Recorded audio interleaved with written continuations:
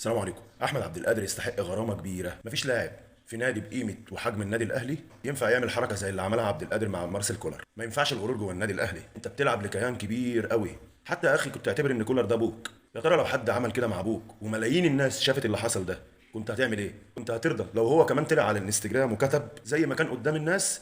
لازم يبقى الاعتذار قدام الناس، وانت بالنسبه لي رقم واحد. اعتذارك مش كفايه بصراحه. انت لاعب كبير ومهاري ومحبوب ومش صغير على اللي عملته ده، وعارف ان في ملايين الناس بيشوفوا كل اللي حاصل ده، وان في كاميرات مراقباكوا في كل حته ومستنيه لكم اي غلطه، والعقوبه ليك قليله بصراحه من وجهه نظري. احنا بنخرب الدنيا لما بنلاقي لاعب في اي نادي تاني بيعمل حركات مش كويسه جوه الملعب وبنقول عليه اخلاقه فيها وفيها وفيها. فلازم نكون منصفين. لما لاعب داخل النادي الاهلي يغلط لازم نحاسبه زي ما بنحاسب اي لاعب تاني بيغلط في اي نادي تاني. وانا من وجهة نظري بقول ان اي مخالفة من اي لاعب مهما كانت نجوميته يتعاقب ويقعد على الدكة عشان يعرف قيمة وحجم النادي اللي بيلعب فيه، ويعرف قيمة التيشيرت اللي هو لابسه، ويعرف ان هو بيلعب في اعظم نادي في الكون. اهلاوي انا والفخر ليا. السلام عليكم.